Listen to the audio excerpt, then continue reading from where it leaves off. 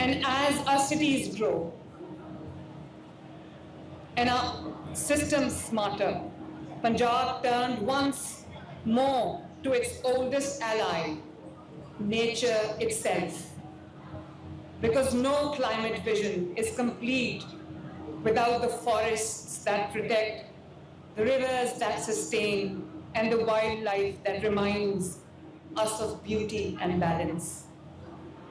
Excellencies, distinguished delegates, if our cities represent resilience, our forests represent renewal. Where once forests stood silent and vulnerable, they now rise in strength and vigilance. Millions of trees have been planted in less than a year.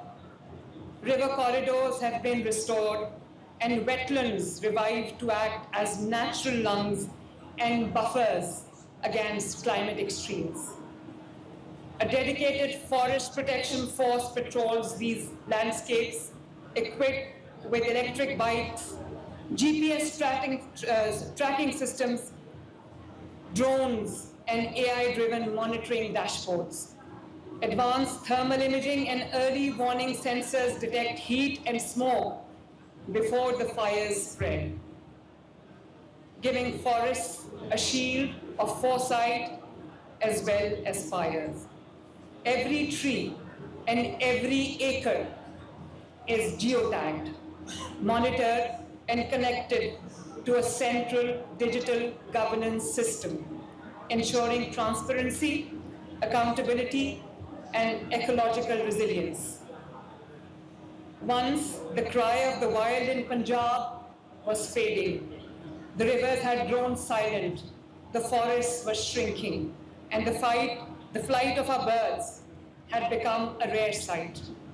But today, the wilderness breathes again. Under the Punjab Wildlife and Biodiversity Revival Programs, we have launched the most ambitious rescue, rehabilitation, and conservation movement in Pakistan's history, a renaissance of compassion and coexistence. Since March 2024, Punjab has led a province-wide operation that has rescued over 35,000 rare birds.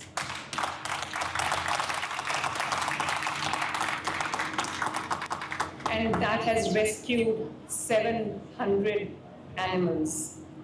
With the first ever dedicated bear rehabilitation, the enclosure that we set up at Lahore Safari providing sanctuary to 23 rescued bears, cute ones. For the first time, AI-driven drone surveys are mapping wildlife habitats across the province, while Pakistan's first ever black buck drone census, the first of its kind in the world, has set a global benchmark in conservation science. Through an AI-based wildlife consensus being conducted in partnership with IUCN, Punjab is building a living digital map of every species across our ecosystem.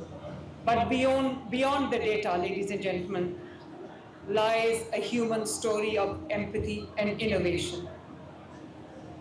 We have approved the first ever Wildlife Rescue Rangers force, equipped with rescue vehicles, electric bikes, and again GPS collars to track rehabilitated animals. 3 modern rescue centers and a wildlife helpline now operate round the clock to save injured or endangered species. A new wildlife hospital, the largest and the most advanced in South Asia, is under construction in Punjab, ensuring that treatment and care match the standard of our compassion. Ecotourism has been reborn in Punjab. Projects worth over 8.7 billion are transforming natural sites into model nature destinations, while new Zoological and biodiversity parks are redefining how people experience nature responsibly. Punjab has also strengthened justice for wildlife. The Punjab Wildlife Act and Protected Areas Act now includes special courts, whistleblower protections, and penalties up to 7 years imprisonment, and 5 million rupees in fines for cruelty or illegal trade. Something I'm really very, very proud of. A new wildlife force of around 600 officers, 25% of which are women, now enforces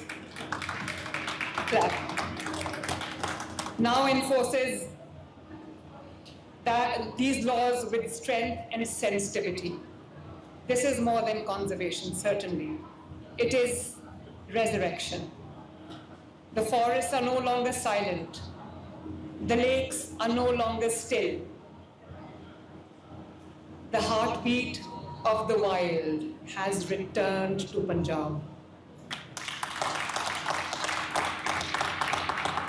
Because in every rescued bear, in every rescued animal, every soaring black buck, and every child walking through a safari with wonder in their eyes, we see not just wildlife restored, but humanity renewed. True resilience begins with governance and ends with justice. I personally chair the Punjab Climate Council, bringing together every department from energy to irrigation under one coordinated framework. Through the Special Investment Facilitation Council and Punjab Board of Investment and Trade, we have global partners to co-create a green economy, from waste to energy and e-mobility to renewable housing and blue economy restoration.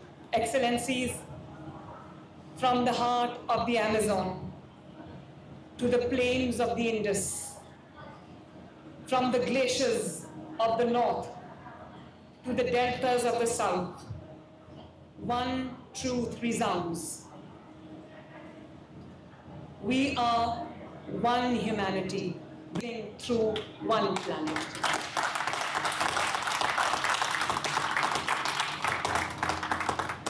Our world may be divided by geography, but it is united by breath.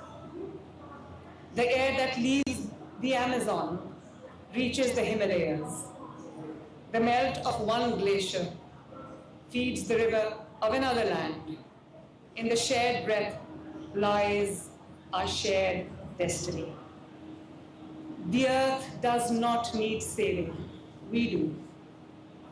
Because the true measure of leadership today is not power over others, but partnership with nature. Let us rise together, ladies and gentlemen, not as nations divided by borders, but as custodians bound by shared purpose. Let COP30 not be remembered as just another conference, but as a covenant of will, a turning point where moral courage meets practical action. Let this be the decade when humanity rediscovers its balance with nature, its humility before creation, and its hope in each other, ladies and gentlemen. From the forests of the Amazon, where we stand here today, to the fields of Punjab that you saw on the screen, let's build an alliance of green hearts, a coalition of compassion that transcends geography and politics. Let every ton of waste turn to energy, every girl train in climate innovation, or every child for that matter train in climate innovation, and every tree planted in a forgotten village become part of one shared legacy. A planet renewed by justice, and humanity. Because in the end, the planet will endure, but our compassion will redefine what we do. Let us move from recognition to reconstruction, from pledges to partnerships, from despair to determination, from Belém to Punjab, from river to rainforest. May we breathe as one, may we build as one, may we rise as one for our shared tomorrow, for our shared planet. If the 21st century is to have meaning, let it be known as the century when humanity finally made peace with its planet. But let it also be known as the moment when the global South found its voice not in protest but in purpose. The time has come to redefine the balance between the global North and the global South, not built on aid but on accountability, not on pity but on partnership. The global North must lead with responsibility and global South with innovation and resilience. Together, we can turn historic inequality into shared purpose and shared purpose into planetary survival. When nations that suffered the most, yet contributed the least, stood up not as victims of climate change, but as leaders of climate justice. When we declare that compassion is our currency, equity is our demand, and shared survival is our politics. At COP30, ladies and gentlemen, let the global South rise together, united in resolve, equal in dignity, and unstoppable in belief that climate action is not charity, it is justice. Thank you very much, ladies and gentlemen. Brazil में वज़ीरा'ला पंजाब मरीम नवाज का तकरीब से खिताब जारी था। सुथरा Punjab programme का इनकलाबी इक़दाम शुरू किया गया है। मरीम नवाज की जानिब से मज़ीद बताया गया कि जंगली हयात और जंगलात के तहफ़्फ़ुज़ के लिए इक़दाम किए जा रहे हैं और पंजाब में शजरकारी मुहिम पर खुसूसी तवज्जो दी जा रही है। वज़ीरा'ला पंजाब की जानिब से बताया गया मौसमियाती तब्दीली से निपटने के लिए सबको मिलकर काम करना होगा और जंगलात का तहफ़्फ़ुज़ के बगैर मौसमियाती तब्दीली के चैलेंज से निपटना मुमकिन नहीं है। उनकी जानिब से मज़ीद ये भी कहा गया कि सुथरा पंजाब प्रोग्राम का इनकलाबी इक़दाम शुरू किया गया है।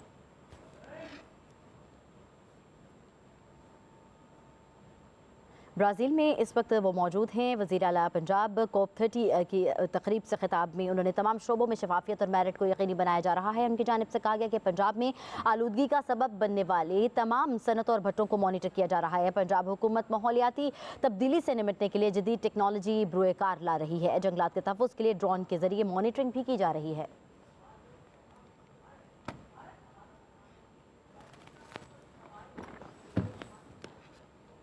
इस्लामाबाद कचहरी के बाहर होने वाले धमाके